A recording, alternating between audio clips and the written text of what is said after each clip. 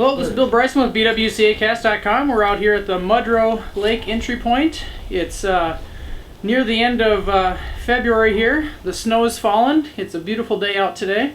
We're all loaded up to go in winter camping today. We're just going to work our way into Mudro and kind of set up the tents and throw some tip-ups out on Mudro and possibly go try to take a look at a little trout lake that's back in the area. We're really excited to be out today. It's going to be my first winter trip in a couple of years, and we're looking forward to some good company and some good times out in the Boundary Waters. Hope you enjoy this show, and we'll see you on down the trail.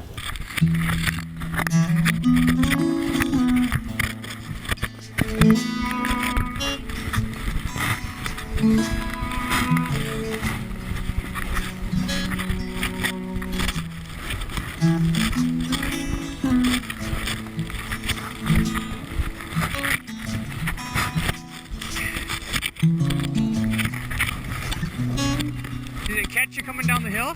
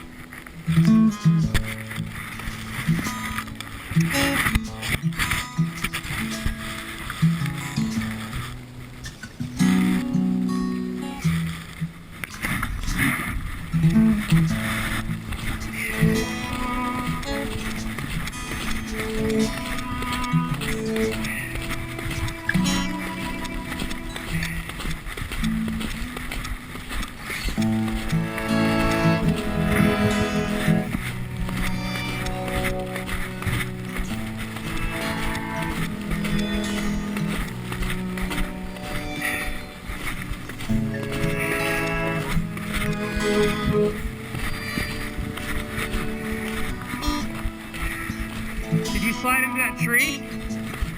Did you slide into that tree?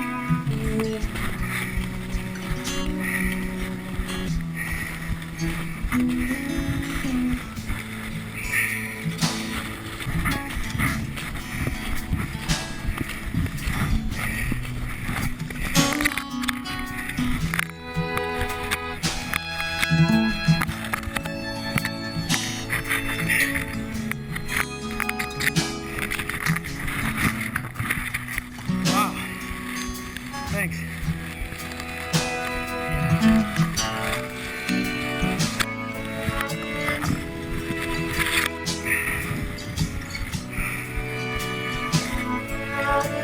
Yeah.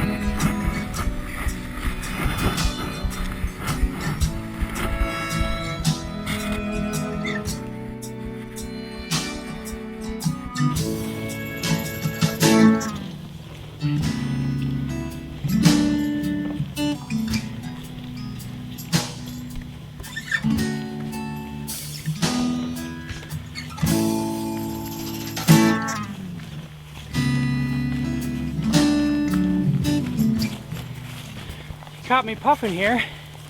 It's a beautiful day out. Isn't the snow just amazing coming down through the trees like this in the valley? This river is nice and froze up here, but we're still making sure we stay on the edge of it to be safe. Right up ahead here through the narrows is Mudro Lake. We're gonna work our way across there and set up camp, start cutting some firewood and get the tent set up. We'll throw a few tip-ups in. We'll be sure to include you on that excitement. But it's been a beautiful morning so far, and we'll work our way in and show you what camp looks like.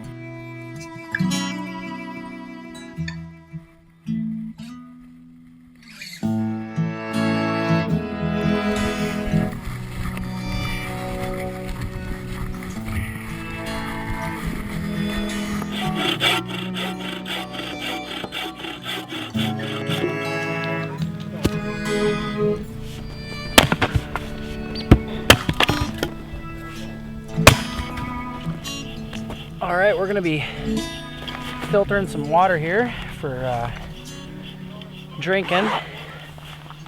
If you're planning on boiling stuff up, not a huge deal to filter it. But if you're gonna be just drinking it out of a bottle for when you get thirsty, even in the wintertime, it's a good idea to filter your water. I know quite a few people that don't, and they haven't had any problems, but it's better to be safe than sorry, I think, when you're dealing with Giardia and those sorts of things in your water. It's a beautiful day out here today. Sunny, and there's a few clouds rolling through. It's just a beautiful morning. We got up and kind of got breakfast going. We fried up some bacon and potatoes and eggs. Good way to start your morning. I'm guessing we probably had about a quarter cup of bacon grease in the bottom of the pan when we threw the potatoes in and the eggs, and that got all soaked right up, so that's some good energy for keeping you nice and warm out here. They're saying tonight it's supposed to drop down to 22 below, so it's going to be a chilly night. I guess the coldest temps are going to be somewhere around 7 in the morning tomorrow. We're going to be packing up camp tomorrow and working our way out, so it's going to be some pretty cold temperatures for working back out of the Boundary Waters here. They're saying along with those cold temperatures, we're also going to have about a 15-mile-an-hour wind, so got to be really conscious of making sure our skin is covered up and that we're going to be safe from frostbite. This filter I'm using here is the Vario filter. I think it's a Kytodan or something. Anyway, I've been using this filter for a few years now and I really like it. It does both ceramic and carbon filtering. Here's a trick you can have for winter camping. Store your water bottles upside down when you're traveling. That way when the ice freezes, it freezes, you know, at the top. But if your bottle's upside down, all the ice will form at the bottom of your bottle. Then when you flip it over, the lid will always open for you. If you store them right side up, oftentimes the lid will freeze shut, or a layer of ice will form over the, once you open up the lid, there's a layer of ice that seals off the top of the bottle. And it can be difficult at times to get at the water that's underneath. So by storing them upside down like that when they're outside, it'll freeze, but you'll still be able to get the water out of the top when you flip it out right side up. Slept pretty well last night. We had 3 of us in there, and the tent stayed nice and warm with the wood stove in there. Just when you're out here, it's a constant, you're constantly looking to make more firewood so that you can keep that tent nice and warm.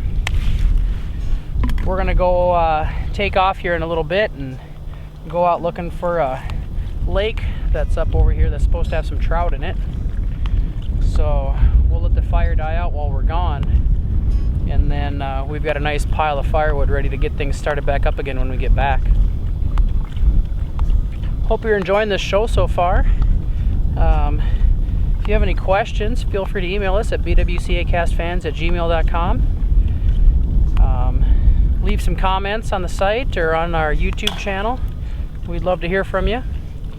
And if you get out here and enjoy this beautiful area, please let us know where you're going and what your trips are like. We'd love to hear about your trips. So shoot us an email or leave some comments for us. We'd love to hear from you. Well, I'm all finished up here. I'm gonna wrap things up.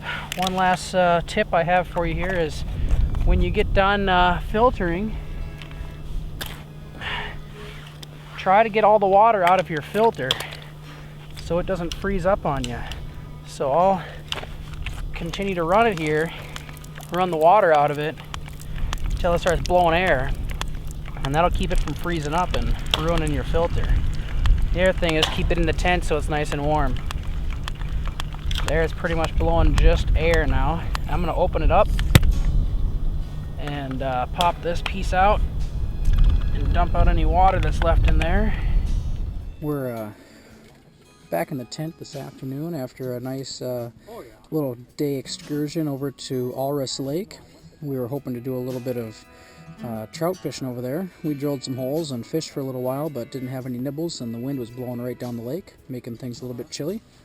So we made our way back to camp here.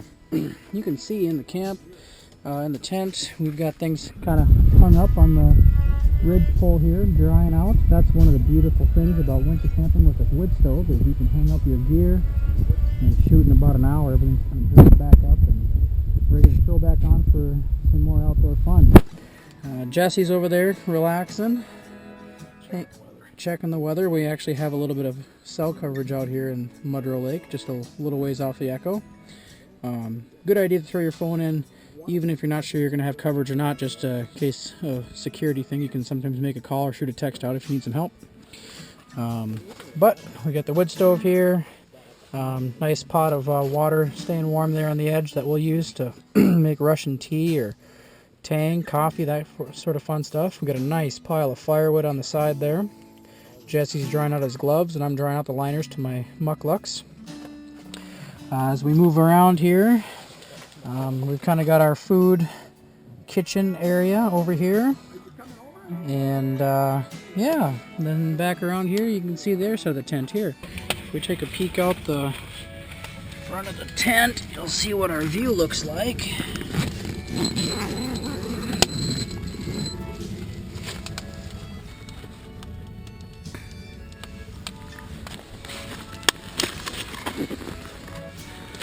How about that for a view?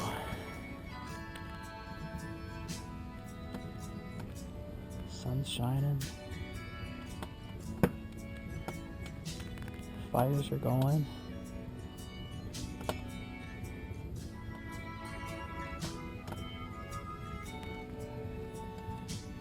Beautiful time to be out in the Boundary Waters. Look at that blue sky.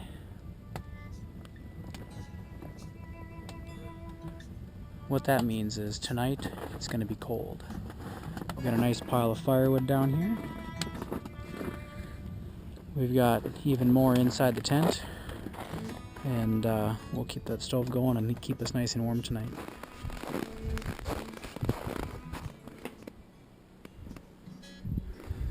Knock, knock. Yeah, there it is.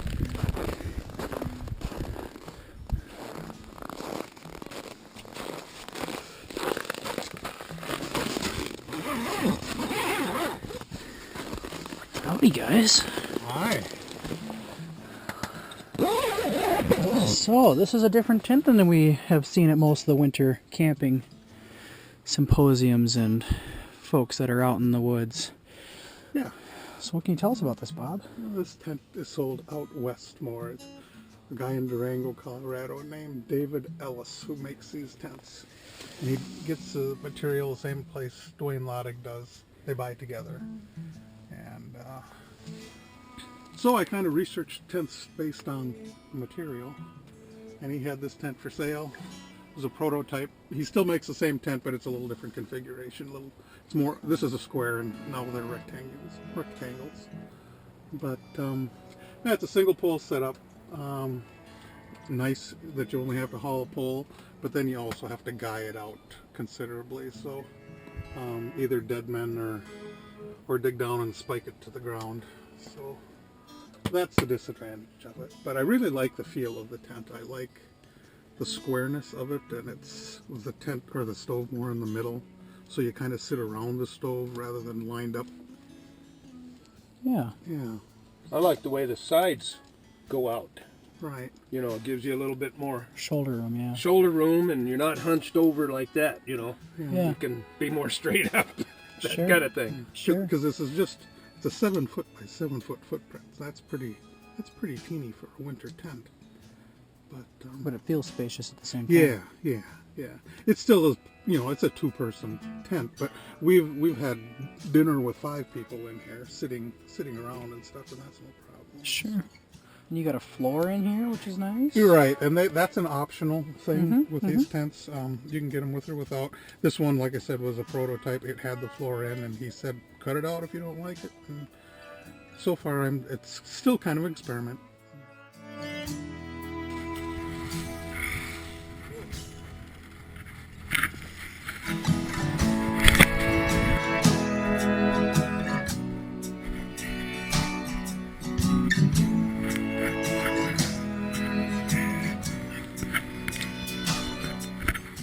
So we're all packed up here. We've got our sleds kind of packed down. You can see. It's pretty windy out today and well below zero.